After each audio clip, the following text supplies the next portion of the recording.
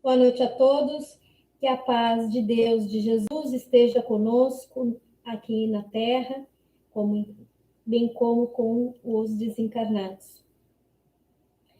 No capítulo de hoje, nós vamos tratar o capítulo 23 do Evangelho segundo o Espiritismo, que fala sobre estranha moral.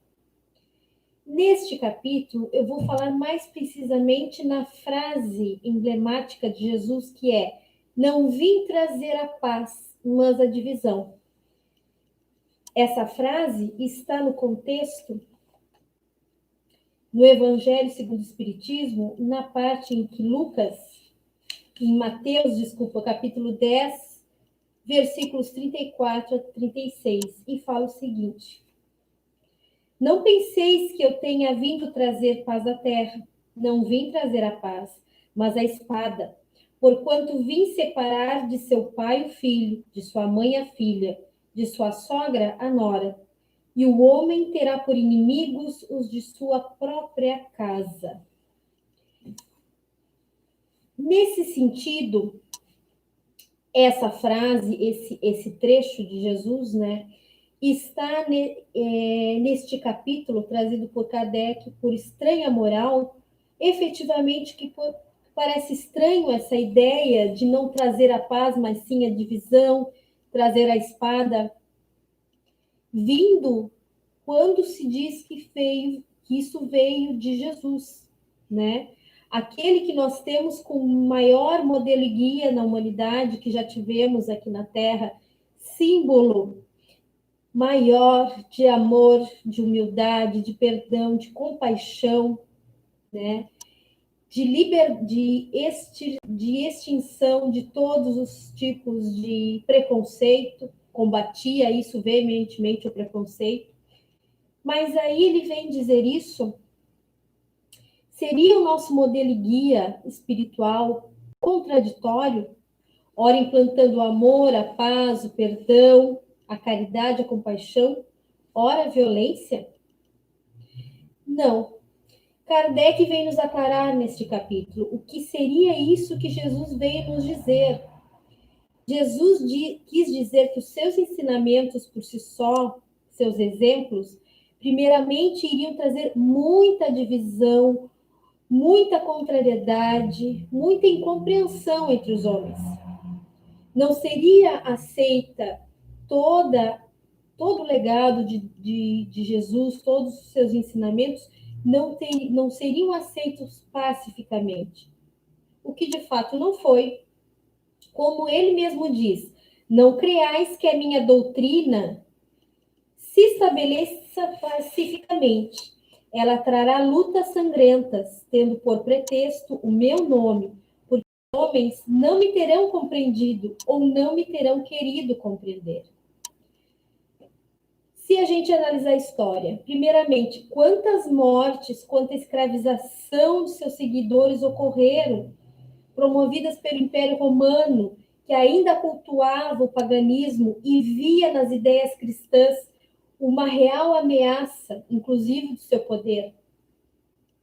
Depois, em segundo momento, que já estava o cristianismo instalado e assentado como início de uma igreja, de uma religião, quantas mortes ainda se estabeleceram agora por aqueles que se diziam cristãos, que deturparam toda a ideia, todo o pensamento, todo o legado cristão, né?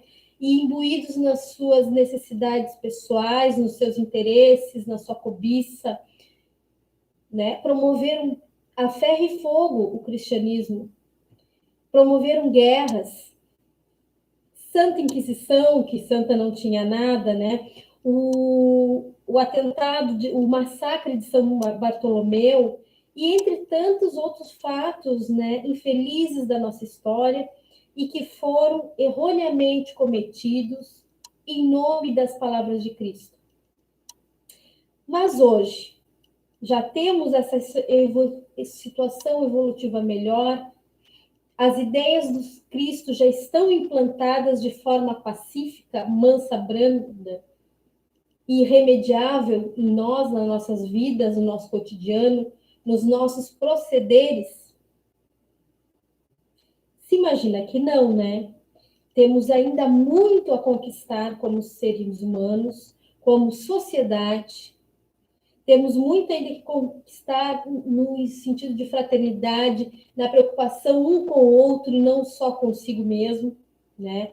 Nós ainda não encontramos ainda efetivamente a implantação, o exercício integral do que Jesus veio nos trazer, ainda não conseguimos.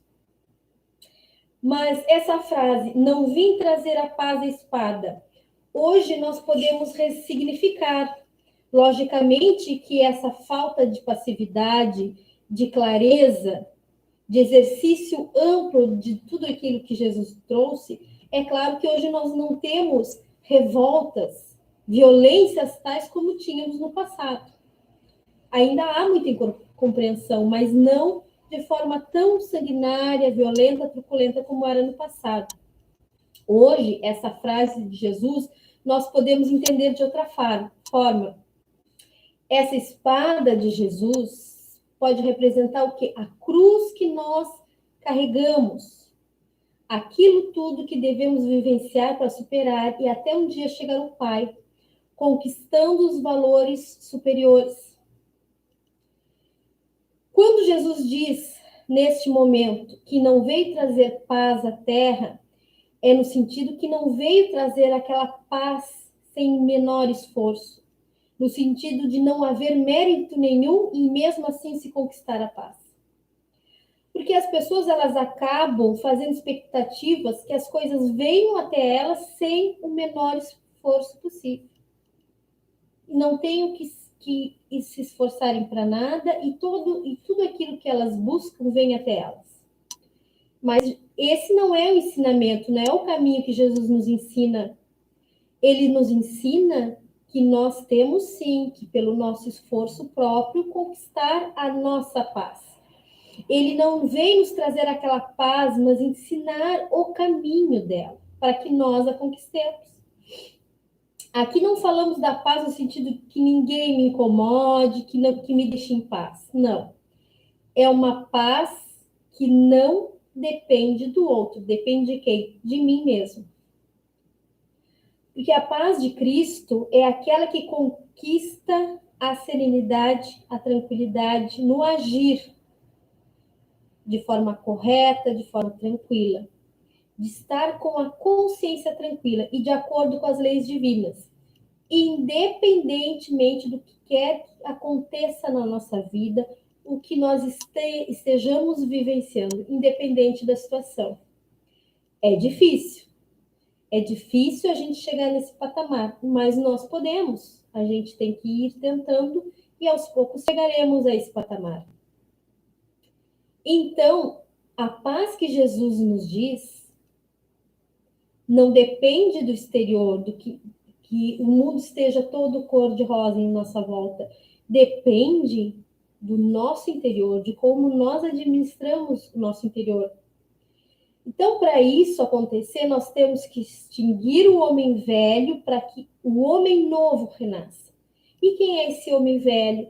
Esse homem cheio de vícios, de falhas, ainda muito arraigado na materialidade, no orgulho, na vaidade, muito ainda preso a preconceitos pelos outros, pelo diferente. Então, à medida que a gente vai terminando com esse homem velho nosso e deixando o nosso homem novo florescer, bom, nós estamos pouco a pouco conseguindo conquistar esta paz que Jesus vem nos dizer. Então, para que a gente, essa espada que Jesus diz é sinônimo de luta, mas não de luta agressiva, de ferir alguém. O sinônimo de arma branca de guerras é o sinônimo do bom combate. Mas que combate? O combate que nós temos que ter quanto às nossas falhas, a tudo aquilo que ainda tem que ser mudado, alterado, se nós quisermos evoluir moralmente. São as nossas más tendências. O bom combate, combater essas más tendências. Então, nós, para termos essa paz tão almejada que todos queremos ter um dia, e que Jesus veio nos trazer essa boa nova, da felicidade, da paz, de viver todo mundo em harmonia, imbuídos na lei maior do amor, nós temos sim que utilizarmos do bom combate. Então, essa conquista pela paz não depende do outro ser compreensivo comigo, ser justo, não ser maledicente, não ser malicioso, não ter má fé comigo. Não depende disso, a paz. Não é o externo, e sim o interno. Mas para que isso aconteça, eu tenho que me dar o crédito, me dar a oportunidade de me enxergar como sou dentro. Aceitar que tenho falhas sim, identificá-las. E a partir daí eu posso tomar a frente da tão sonhada e falar da reforma íntima, né? Que é justamente o homem dar espaço para que venha a se tornar esse homem novo. A respeito disso, Arthur Valadares, que é um doutrinador, um palestrante espírita mineiro, muito interessante, convido vocês até a darem uma olhada no YouTube. Aliás, no YouTube tem muita coisa boa, basta a gente ir atrás. A respeito disso, ele falou o seguinte: aquele que vai se tornando humilde vai se tornando inatingível ao orgulho dos outros. Aquele que vai se tornando caridoso vai criando imunidade ao egoísmo dos terceiros. Aquele que vai conquistando a paciência vai se tornando imune e inatingível da angústia e da impaciência dos demais. Vai conquistando a armadura, a proteção efetiva da paz. E não estamos aqui na Terra justamente para evoluir? Não é esse o plano de Deus das reencarnações, das nossas vindas temporárias para o planeta escola, para a Terra? E como vamos evoluir se não através da reforma íntima? Mas como atingir a tão sonhada reforma íntima se não utilizarmos o bom combate que Jesus nos convida? Pensemos nisso e tenhamos uma ótima final de quinta-feira. Muito boa noite.